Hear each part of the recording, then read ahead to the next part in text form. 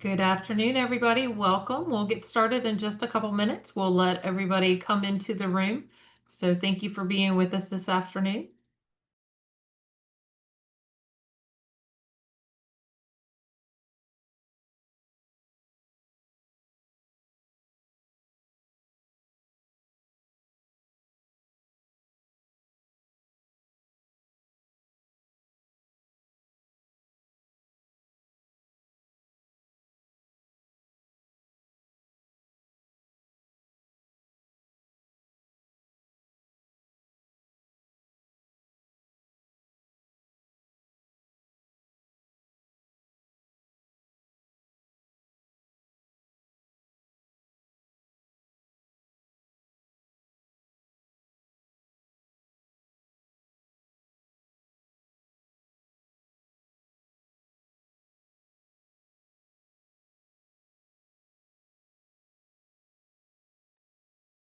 All right. Good afternoon, everybody. We are so glad to have you with us.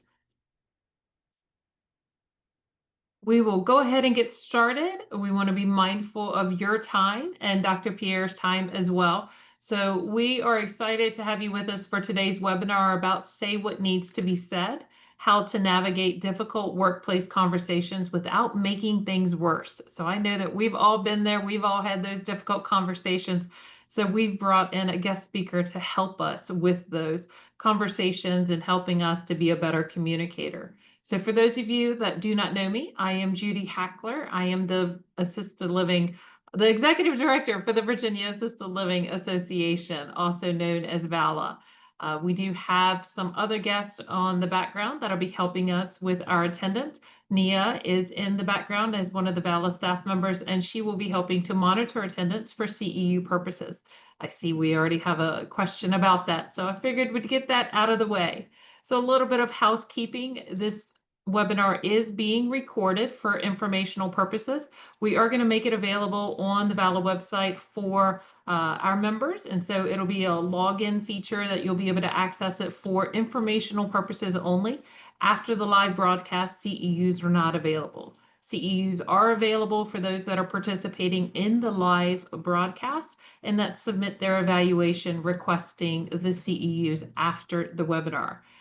So after the webinar, as I mentioned, you'll receive an email. It will have the evaluation form and the CEU request. And in addition to that, you will also receive a copy of the slides and some handouts that Dr. Pierre is going to be referencing throughout the presentation.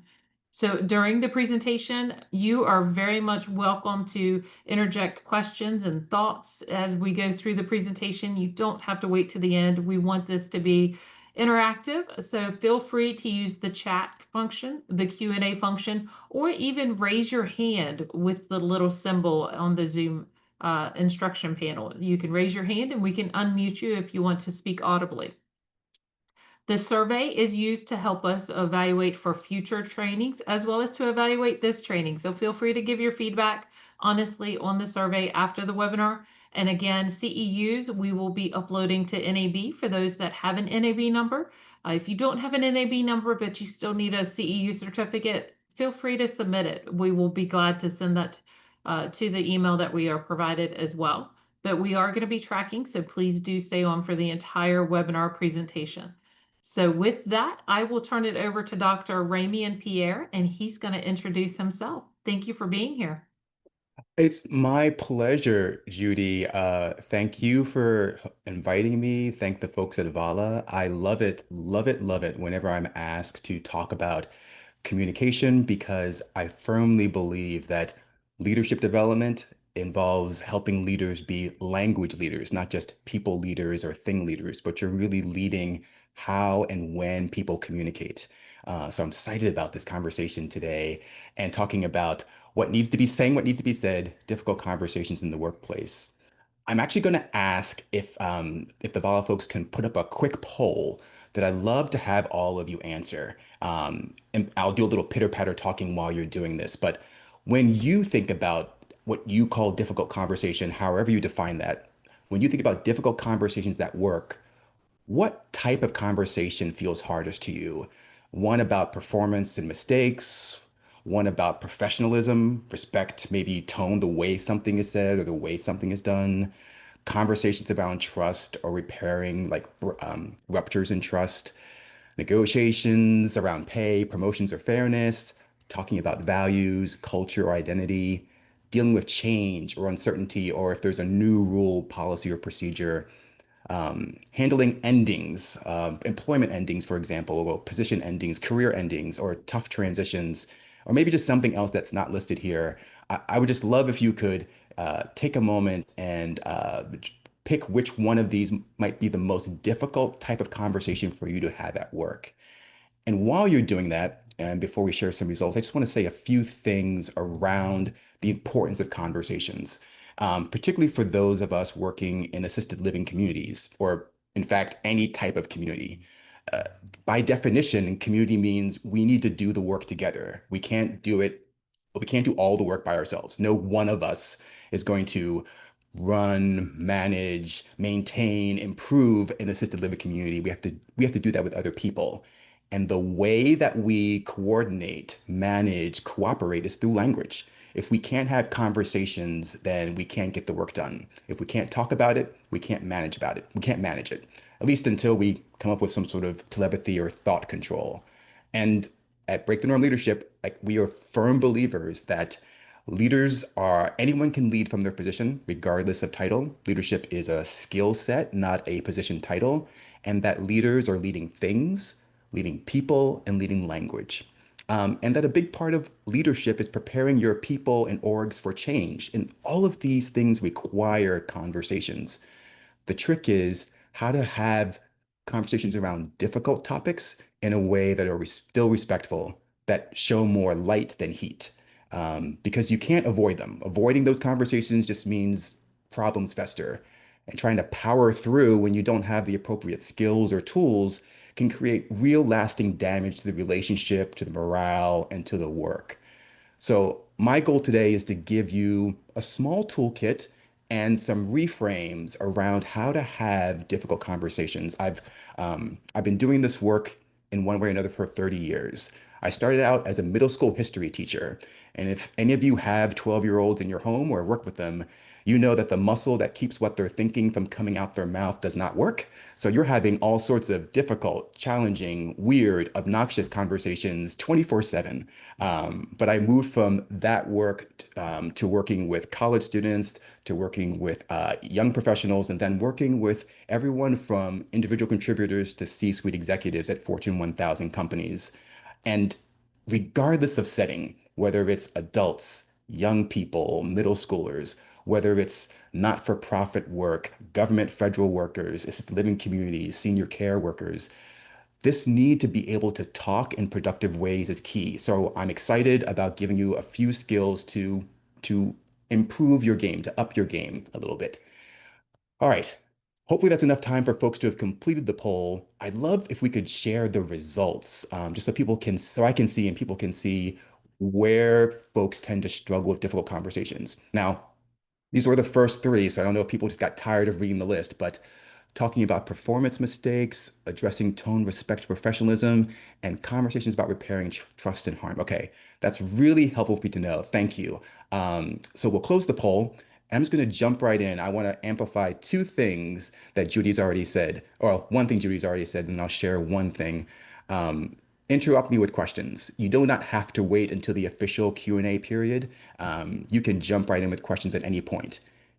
Two, you're going to get these slides, and I'll be referring to a handout about halfway through. You're going to get that handout too. And so I don't assume that you have anything in your hands. You can fully be engaged with me, and I'll make sure the Vala folks will make sure you get all the materials.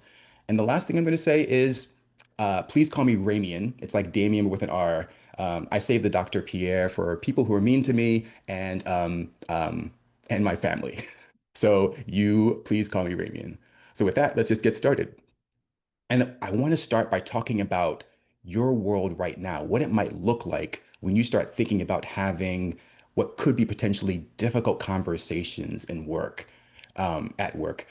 Those conversations may feel like they're pressure cookers where the heat builds. It could be emotions, it could be expectations, but you feel like you're stuck holding down the lid to that pot.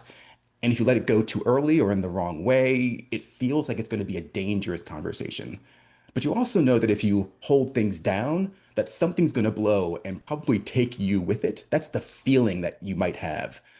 That's the reality that many of us who are working in assisted living communities have, where we're caught between needs and wants, between requirements and bandwidth, between families, staff, and residents, all who may have different expectations, whether those are work expectations, respect expectations, cultural expectations, and we're all moving really fast, trying to do the right thing.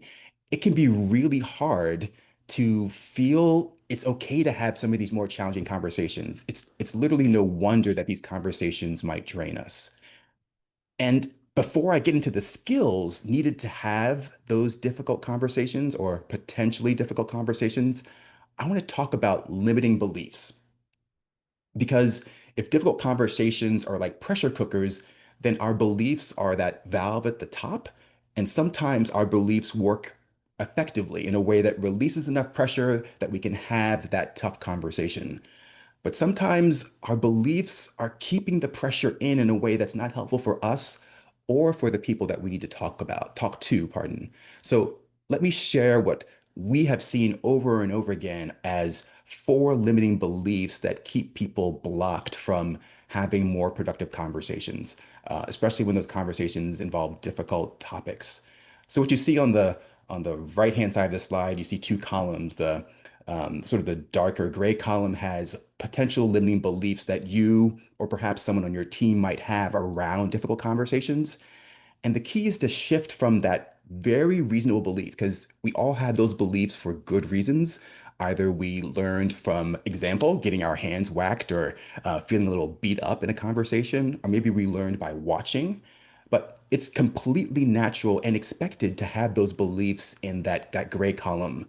The goal is to move or at least rent the beliefs in the left hand, sorry, the far right hand column, the green column, to make that shift.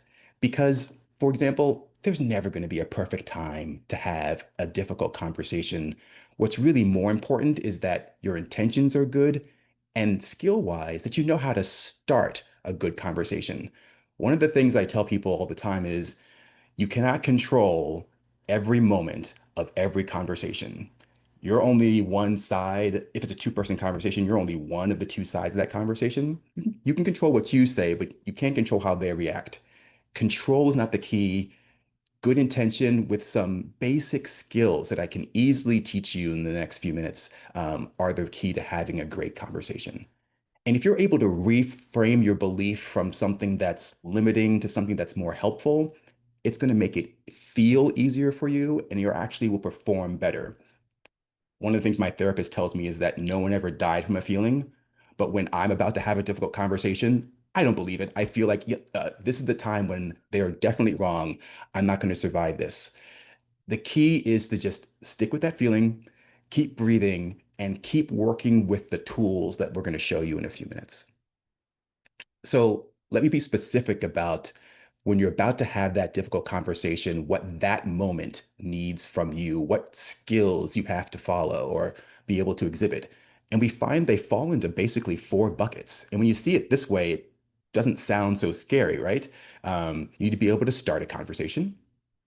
You need to be able to navigate a conversation when it goes off track, meaning like when things go wrong, if the other person gets offended, if it feels like we're not just spreading light, where there's some heat involved here in a way that's not productive. How do I get this conversation back on track? Third, you might need the ability to repair. I am a fairly well-intentioned person and have hurt many a feeling in the attempt of having a well-intentioned conversation. So I had to learn how to apologize. And I was then surprised at how often people are giving bad apologies. We just, as a culture, perhaps don't teach how to do that. So knowing how to repair an effective apology to get things back on track and how to close a conversation. If you can do those four things, then you can have any kind of conversation, whether it's difficult, challenging, or easy. But if it were that easy, then everyone would do it. The reason why we have found many people are unable to have difficult conversations is because they're running up against the seven enemies that are making conversations difficult, and they aren't equipped with the skills to address those enemies. Now, these enemies were actually buried in that poll. Often, what we find is that people aren't challenged around having difficult conversations on all topics, but it's often like just one or two, maybe three different types of workplace conversations that they feel uncomfortable around. So we see here the seven different enemies of conversations, of easy conversations, conversations around performance and growth, around boundaries and respect, around trust and repair, fairness and future of that person, values and identity, change and uncertainty, and conversations around endings and transitions. If you don't know how to deal with these topics, these enemies of an easy conversation, it can feel really hard to talk about some things at work. But the solution to deal with those enemies is actually pretty simple when you break it down.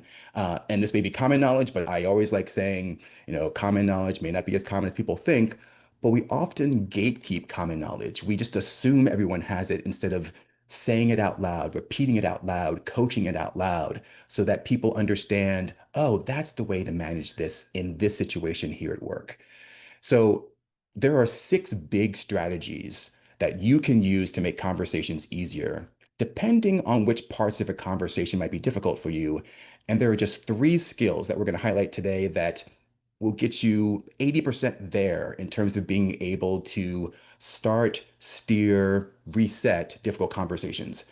Those three skills are the 60-second opening, an opening you can do in 60 seconds or less, contrasting statements. I'll explain what those are later, and the apology structure, which I spoke about a little bit, but I'll walk you through exactly what that structure looks like. With those tools, you don't have to fear the enemies of difficult conversations. You can just release the pressure that you're feeling internally or that the other person may be feeling.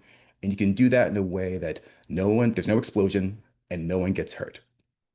So let's first talk about the anatomy of a difficult conversation. What makes conversations difficult in the first place? And you're going to get a handout. And one side of the handout is about what makes conversations difficult. The other is this is how to make those conversations easier. I said before that people, when they find workplace conversations difficult, when they dread those conversations, they don't dread the whole conversation typically. They don't dread all workplace conversations. There's a piece of the conversation that they may not be comfortable with. For example, they may not be comfortable with their role in the conversation.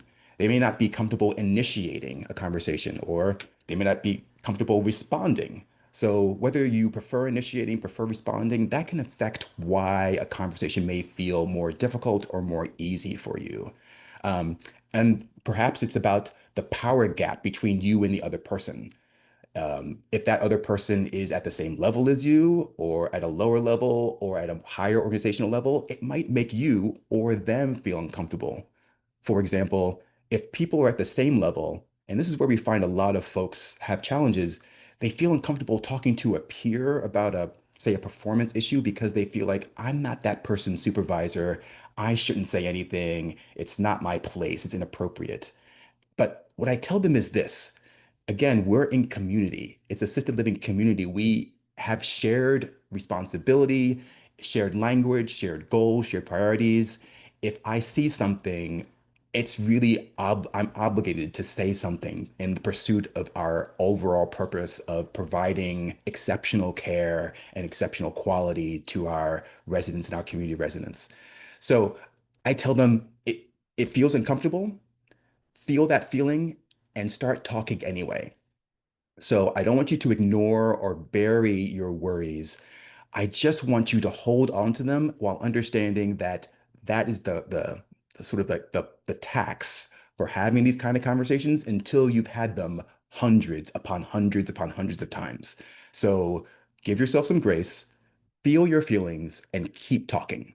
So, on the front of this difficult conversation anatomy sheet, we talk about role, purpose, power gap, maybe the arc of the conversation.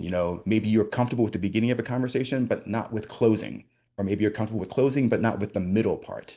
Um, the timing and the setting. Sometimes people are uncomfortable or these conversations feel difficult because it feels like we're too rushed. There's too much going on. I need more time. Or I want to have the conversation right now, but this setting isn't appropriate. Like we're in public. I need to figure out how to have this conversation later.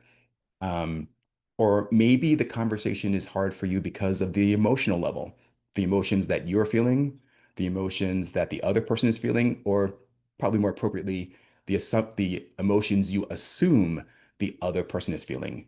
Some of us are at our best when emotions are high, when tensions are high, when the pressure is on.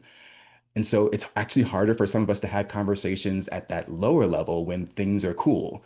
And for others, it's vice versa. They can handle cool conversations, warm conversations, middling conversations, but when it gets to hot or steaming conversations, that's out. That's too hard. So again, the front of this um, anatomy of a difficult conversation sheet will talk through the different pieces of conversation. As you look through it after you get the post webinar email, take a look and just check off which parts of this side resonate with you, which parts of the conversations are outlined here are difficult for you. Because then what you have on the back is, well, if that was hard for you, try doing this. So, for example, if initiating a difficult conversation is hard for you, really focus on the 60-second opening. Get that skill down pat. And that's something you can learn really quickly and then just keep practicing and practicing and practicing.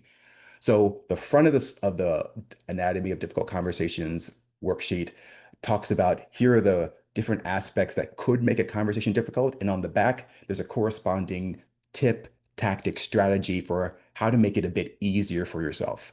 I wanted to make sure you had that guide after you've left and forgotten all about me. Now, that said, let me teach you three tools about that you can use to make potentially difficult conversations a lot easier, and we'll go from there. The first is what we call the 60-second opening. Now, the 60-second opening is your way to get into that conversation without fumbling or rambling or feeling like you're out of control. And the general flow of it is you're going to first talk about the facts, then you're going to talk about your story, things that are going on in your head about those facts. And then you're going to tentatively talk about what you think their story, how they're making sense of the facts that you presented and the situation you want to talk about. So facts, your story, their story. Now, the punctuation in that leftmost column is really important because you see before facts, there's a bullet. Around your story, there are quotation marks, and around their story at the end, there's a question mark. That punctuation is important because it helps guide you in terms of how you should behave. So when you're laying out the facts, it's just the facts, ma'am, or sir. It's things that can be seen or heard, things that you saw or heard. It's not theories, it's not supposition, it's not rumor, it's observable facts in terms of things that are visual or auditory. Then when you come to your story, and I often say this, I often say, so this based on those facts, the story I made up in my head is da da da. And that's where you add in your interpretation of those facts, how you're seeing it. Now, you're showing your cards before they are. Here's my thought about that is if I don't show my cards before I ask you to show yours, you are almost never going to show your cards. But it doesn't guarantee me that you will show your cards. So I make the first move, I demonstrate trust. Hopefully you'll reciprocate, but that's not something I can control. That doesn't always happen. But I always want my initiators to show their facts first, to share what their story is. And then you want to invite the other person into the conversation because it's not a dialogue. It's not a monologue. It's not a monologue. It is a dialogue. So you don't want to just talk at them. In that 60-second opening, you end it by inviting them in, usually with a genuine question. So I will say something like, here are the facts as I saw them. Here's the story I'm making up in my head about those facts. But Judy, I know I'm missing things. What am I missing? What is your perspective? I'll ask some version of that question to immediately get them into dialogue with me. Now, I say 60 second. If I could make it a one breath opening, that would be that fantastic. But the goal is to, in a very short period of time, without raising the heat, but with illuminating light, how can I lay out what kind of conversation I want to have? So that's the 60 second opening.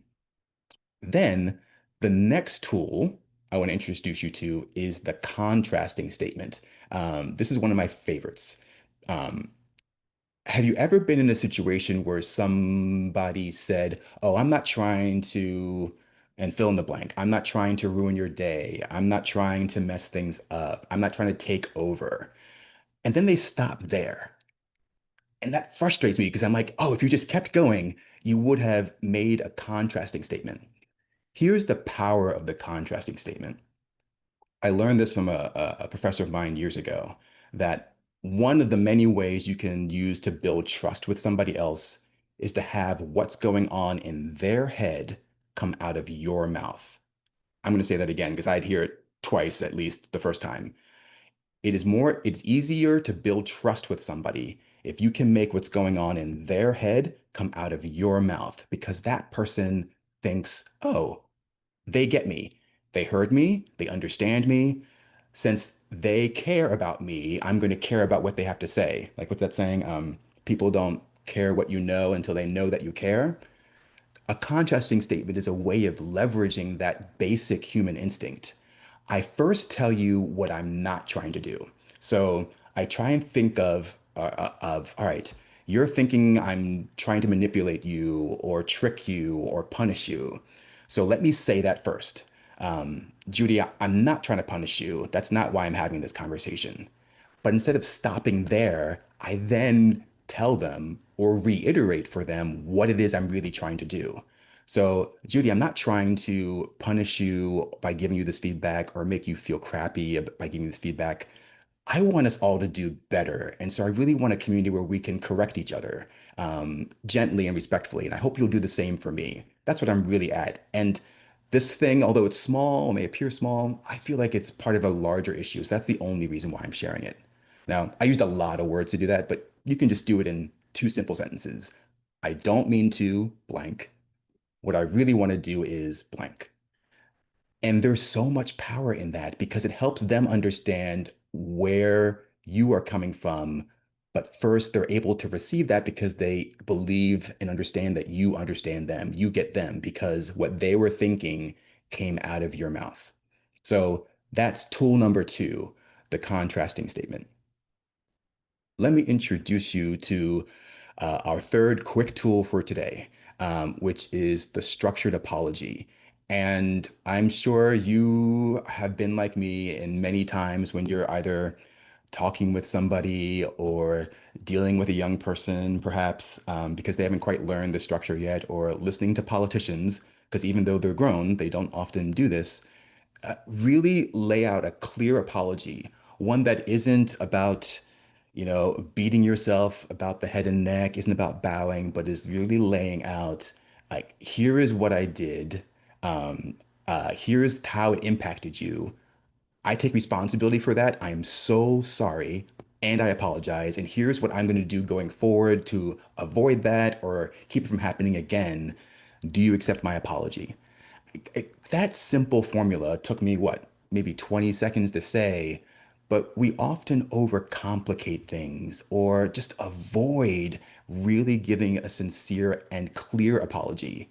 It doesn't count if you don't use the words, I apologize or I'm sorry. And it doesn't really count unless you put yourself in the other person's shoes by talking about the impact of whatever it is you did or didn't do. Now, in a difficult conversation, you might want to use this apology when someone feels offended. So I would use a contrasting statement if the person just misunderstood my intent, if they thought I was trying to punish them, for example, instead of trying to make us all better.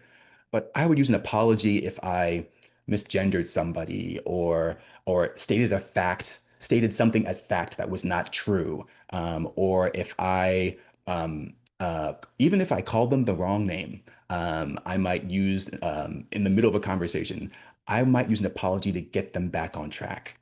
And I really encourage all leaders to develop their feelers, their antenna around respect, offense, just their emotional radar. Because the minute you sort of get the sense the other person or people are disengaged, try and figure out whether it's a they don't understand why you're doing what you're doing or have I offended them, and act accordingly. Use a contrasting statement or an apology to get them back on track. Don't just keep talking, sharing the content you have. Like if I'm doing a staff briefing, and at some point I get the sense things are off track, and in the back of my head I'm like, well, I know things are not quite going well. Something's wrong here, but we have like it's a standing meeting, so we only have 5 more minutes to get through this. I need to get through my announcements. I just keep talk, talk, talk, talk, talk. That is the recipe for long-term disaster. It's not going to ruin things today, but it does erode the relationship because the story that ends up in the heads of those other people is Raimi doesn't get us. Like he is talking and talking. He doesn't even see that like he's lost us. That we are not paying attention anymore because he's hurt us. He insulted my colleague who I really care about. Like something's going on. So listen to your gut even if it says, I know I should apologize, I know I need to get us back on track, but time is short, the time you invest in publicly, particularly apologizing, can have incredible dividends later on because your teammates, your community mates will understand that you're not somebody who's just going to keep face, save face, despite the fact that you might have hurt people, that you'll address things that are wrong instead of just trying to protect your own ego. Like the power of an apology is like I can't describe it enough. And it's such an underused skill, at least in the 21st century in this country right now, that if you become a pro at delivering quick, structured apologies, it really will have a dramatic impact on how others see you, how others perceive you, how others want to work with you, and how they feel about you. And now, if you have mastered those three skills, contrasting statements, structured apology, and the 60-second opening, and if you have some sense of what your challenges are around difficult conversations from the Anatomy of a Difficult Conversation worksheet and use the back of it to pinpoint the specific new ways of behaving you want to use, then here is what success looks like. Here is what it looks like in communities, organizations, on teams where even difficult conversations are had in ways that are respectful, kind, and direct.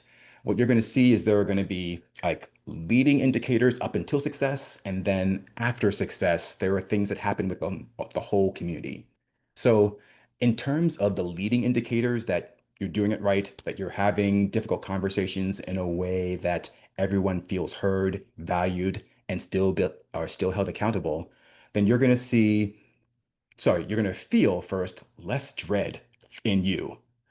You're also going to see that people on your teams, in your communities, understand issues more clearly because there's not yelling or noise. There's a lot more. The signal to noise ratio is such that they can really pay attention to what's important as opposed to the histrionics around hurt feelings or hurting feelings.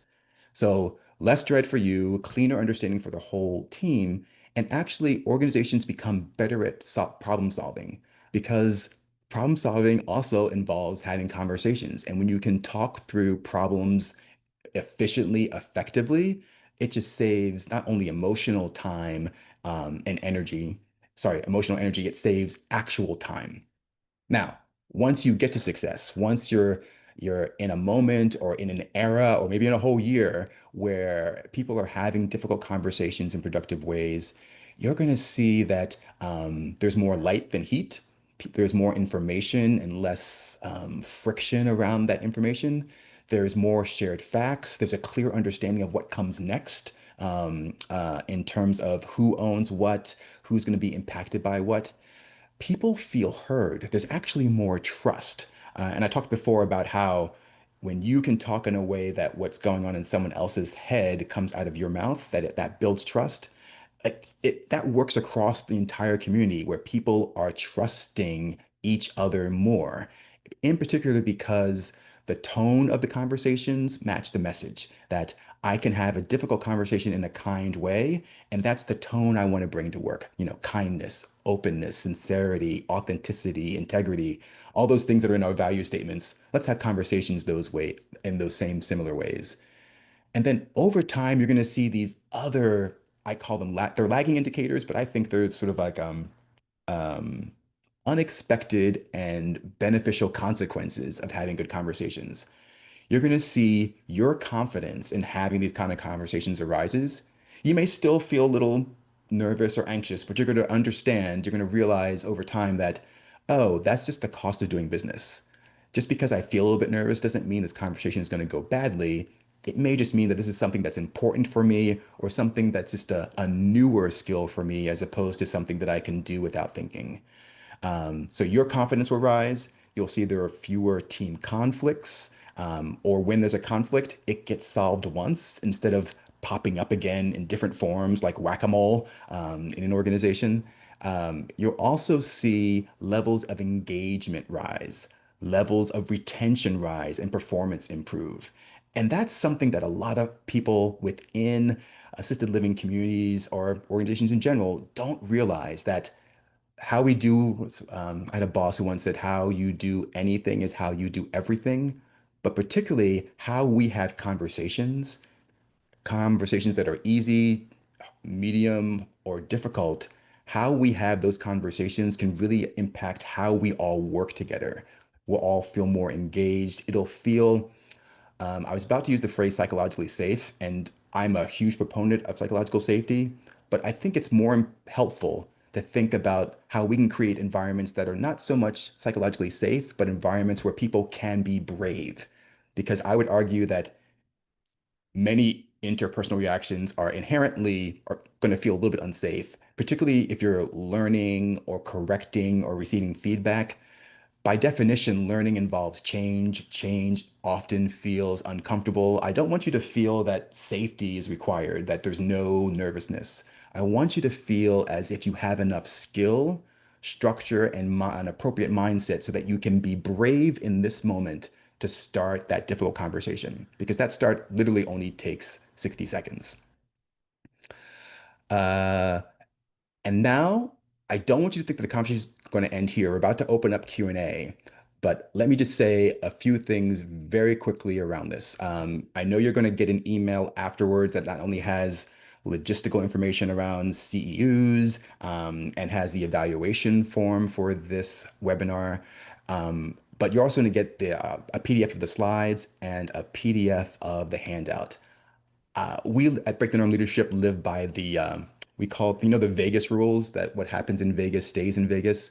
Well, we use what are called the Reno rules, which is what happens in Reno stays in Reno, but what is learned in Reno must leave here. So we gladly share that handout and those slides with you in hopes that you will teach somebody else because as a 30-year educator, I know that the best way for me to really learn something is to share it with other people and to help them understand it as well.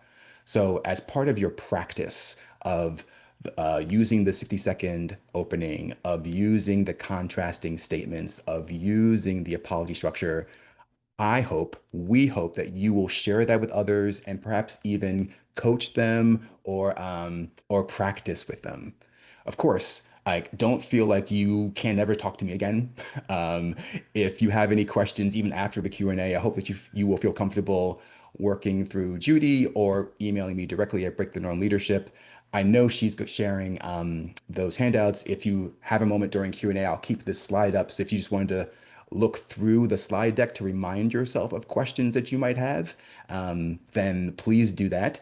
But what I want to do now is definitely open it up and as part of the 2025 Protection Act, you can either drop your questions in the chat. Judy said you can raise your hand and we'll take you off mute. If you could psychically send them to me or by carrier pigeon, I'm happy to receive that if your carrier pigeons come to Baltimore, Maryland. But I'm happy to stay on for 10, 15 minutes to answer any questions that folks might have about how to put any of this into action. Um, so, Judy, what's the best way to proceed? Well, we will give them a minute to think about their questions. But thank you so much, Ramian, for the information and for just the good reminders. While they are finding their chat feature and their Q&A and their raise the hand feature, I do have a question for you. So sometimes those difficult conversations, maybe they become broken records. And Mm. as they get to be those broken records, sometimes the information changes as you repeat those conversations. So any tips on that as you're hearing, the he said, she said, the story's coming through the telephone, but it becomes broken at some point. Yeah, I want to make sure I understand when you say broken records, just say a little bit more about what that means, because I have two different Well, responses the phrase depending. of broken record, that we're repeating ourselves. We're constantly saying the same thing over and over again. Well, sometimes when those stories get repeated over and over again, or those statements as it goes through the telephone game, sometimes the message does not come through as it was intended. Ah, yes. Okay. All right. So I'm going to answer this question in two different ways. One, broken record, and then we'll call the other like the telephone. Like if I say something to person A and they have to communicate that to person B and C. All right. Actually, also let me start there. Uh, I am a big believer in write it down. Uh, I'm a visual learner. I can mimic being an auditory learner, but the second I leave a conversation, my brain has lost track of the thing. So in addition to giving those like the bullets for those conversations verbally, give them in writing if you can. That way it sort of helps keep the chain intact. The other thing you can do is close the feedback loop. So Judy, you'll tell me, Ramy, and this is what I mean by broken record. Does that make sense? No, I don't like that question. You'll ask some question around to get me to feedback. So, all right, Raymond, I know I just dumped a whole lot on you. What did you hear from all of that I said? Even if I didn't dump a lot, if I only dumped three things, I'll say that anyway. And get me to play back to you what I heard and then correct that understanding. It does take more time up front, but hopefully it reduces less confusion in the back end. And I think combining those two, putting things in writing and not just having them auditory, and using the feedback loop closing technique, I think are one way of dealing with the telephone issue. Now, the other thing, the broken record, this is what we see time and time again, where, Judy, if you have a conversation with me about my chart notes, and then next week you have the same conversation with me again, and then the week after that you have the same conversation. Like, that broken record can be incredibly frustrating for all people involved. And I'm not asking you to divorce those difficult conversations from accountability. Here's the way to put them together. If the first time that Judy, that you're talking to me about a particular topic, treat it like we've talked about so far in this webinar. 60-second opening. Let's get into this. If things get off track, contrast or apology to get us back on track. If it's the second or third time, that's different. And what I advise people to do is in your opening, start by saying these words. I'm seeing a pattern. And then you give your bullets on and here's what it's critical to be specific. And I'm looking at my calendar real quick. I would say on August the 12th, when you filled out your chart notes, I gave you this feedback the next day. On September the 3rd, when you filled out your chart notes, we had the same issue, and I gave you the following feedback the next day. And then we'd actually move into something different than a difficult conversation. It's a conversation about accountability because it's an issue of whether or not it's a skill issue. Maybe I don't have the skills to do the thing that you're talking to me about, or maybe I don't have the attitude. I don't want to do the thing that you're talking to me about. And you need to diagnose whether it's like generally a skill thing or a will thing. Is it something that's totally in my control? Or am I being peer pressured into not doing it the right way? Or my peers giving me different advice than you and I'm listening to them and not you? Or maybe my peers aren't giving me the thing I need. Or is it a structural issue? Like I don't have the resources or time or bandwidth to do the thing that you asked me to do. And that's why this pattern keeps coming up again and again. Like when it gets to patterns, you want to get to the root cause of the issue.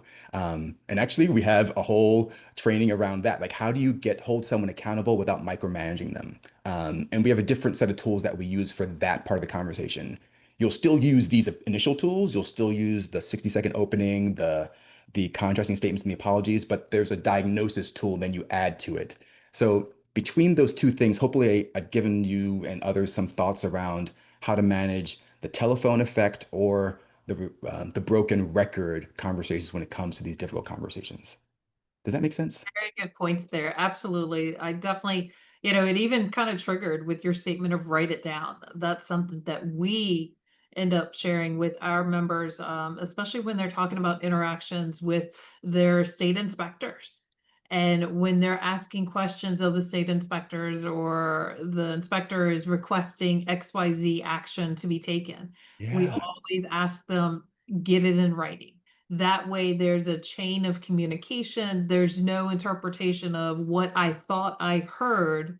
You get it in writing and you know exactly what they're asking or what they're recommending. And so we think that that is very crucial. And so thinking about that also with, your staff, with your residents, with your family members of your residents, having that written, clear communication is crucial.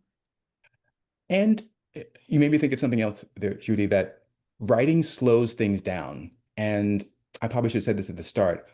Time and time again, one of the things that I have seen and experienced myself that has these conversations feeling difficult or out of control is that they're moving so fast. And the thing that I tell people, try and remind myself and tell people is slow, keep things slow. It'll feel awkward. It'll feel like you're not having a real conversation, but it'll save you, particularly if you're new to practicing these skills, it'll save you from a lot of angst later on. And writing things down is a great way of slowing down the conversation enough so that you solve the problem once, in a way that it's less likely to happen again. So thank you for reminding me about the slowing down. Or less likely to create a new problem. Yeah. Yes, because Sometimes our emotions can get a little excited. yeah, absolutely. Like you don't want to be a bull in a china shop. Oh, I see a question in the chat. Let me read this out loud.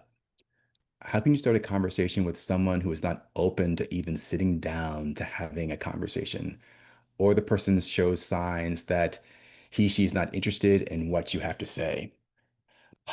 This is a tough one.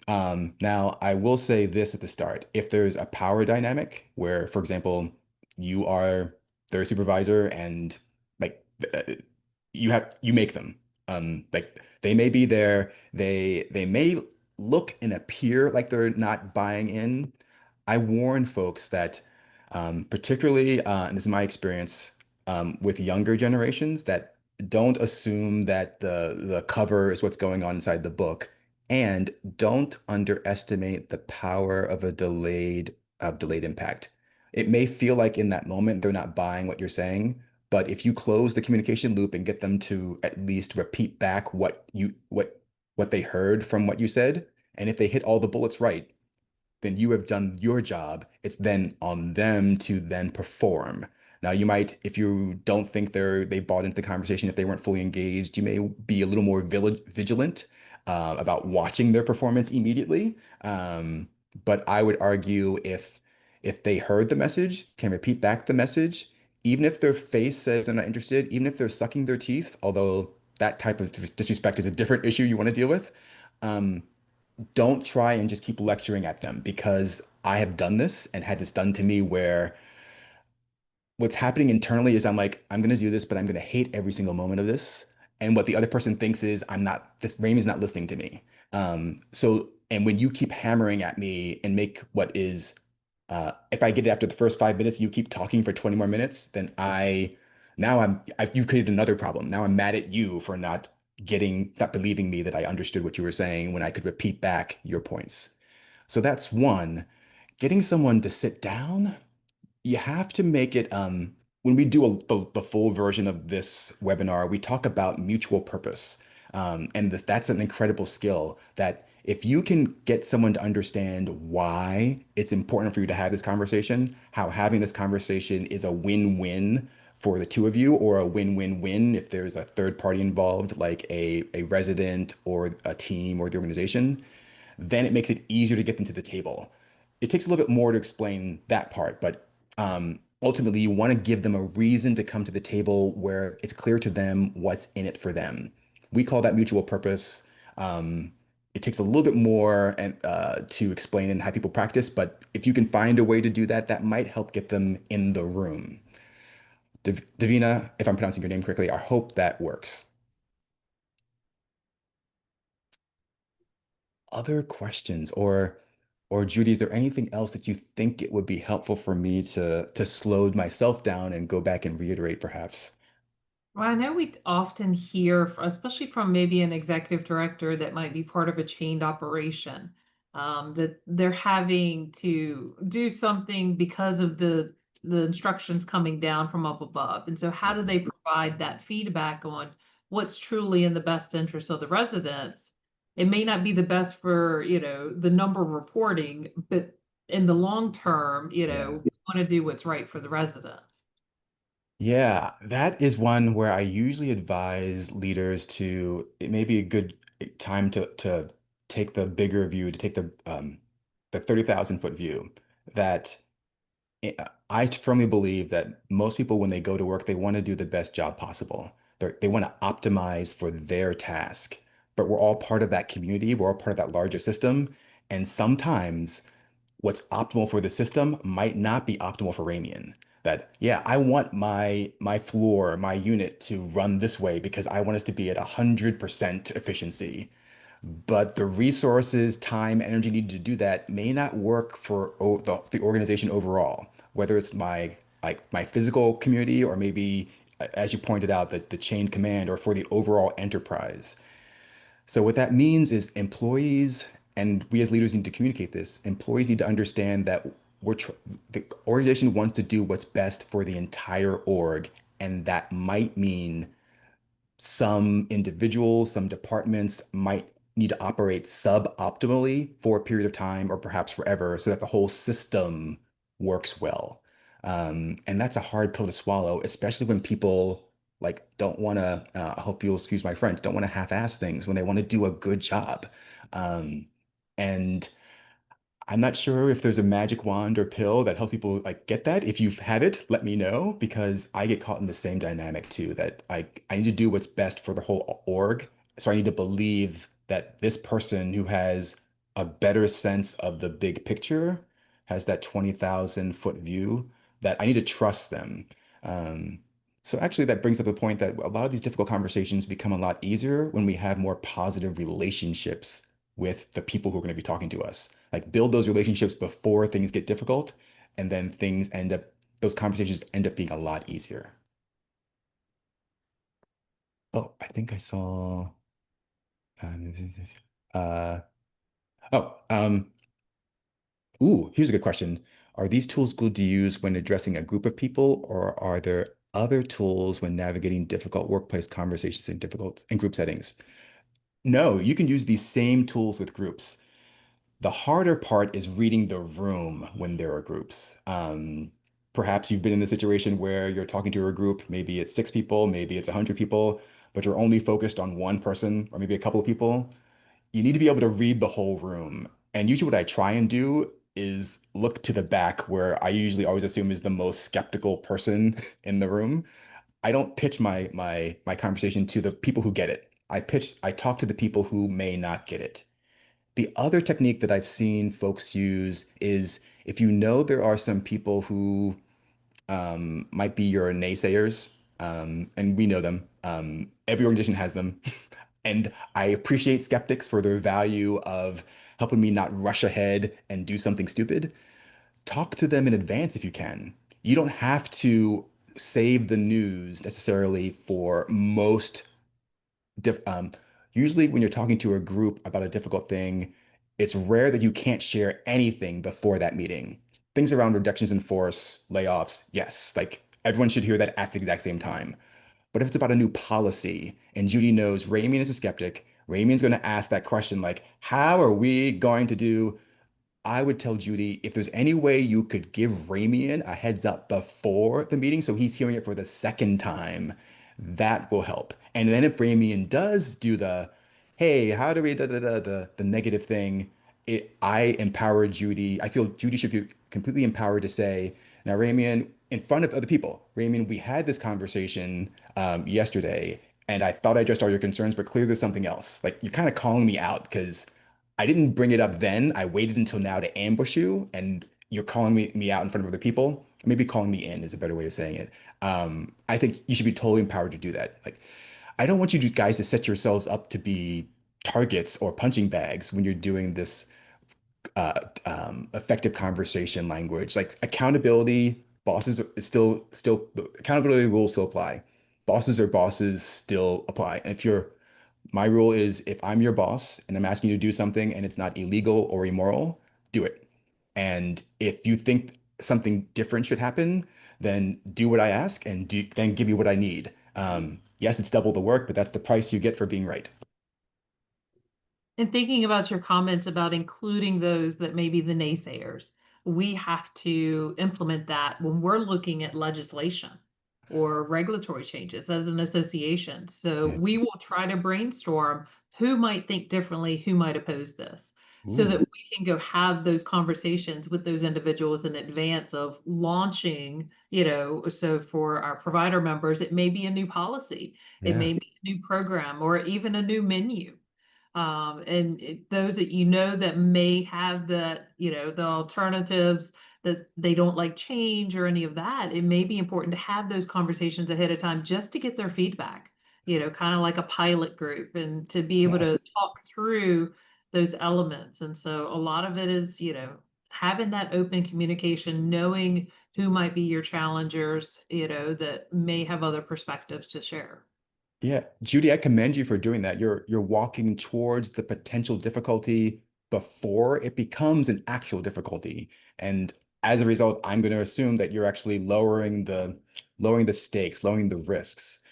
It may feel awkward for some people to like walk towards a problem instead of wait for it to come to them, but you're a leader and it's better to be proactive than reactive.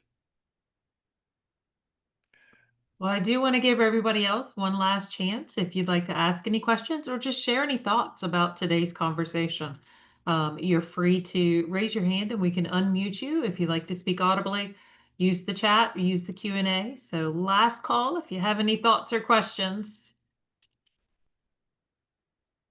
You don't have to be bashful, but as Ramian said, you are able to also reach out after today's webinar. So you've got his email on the screen, and then I'm going to have Nia put up a slide for Vala.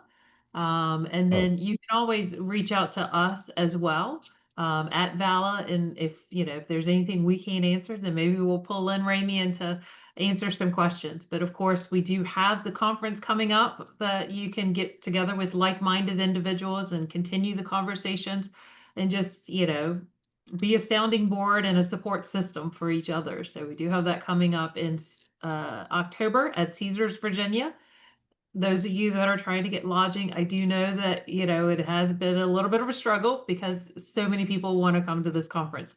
I did speak to our hotel contact today and they are trying to add additional rooms. So fingers crossed that we get additional rooms. But if you do have any questions, please do reach out. And then on the next slide, you'll be able to see contact information for us at the association. Feel free to reach out at any time and be looking for the email that we will be sending to you with the slides from today, the links to the slides, the handout that was referenced, as well as information for the evaluation form and CEU request. And then, as mentioned, we are going to create a page for VALA members that you will be able to access on the VALA website, and we'll be launching that soon, with copies of these recorded webinars so that you can go back and just refresh your mind. They will be educational only. There will not be CEUs attached to the recorded webinars because the CEUs are only for live interaction. But you will be able to get the information and resources. So again, I thank you all for joining us today. Thank you, Ramian, for the insight. We appreciate you being here with us. Hope you all have a great day. take care, everyone.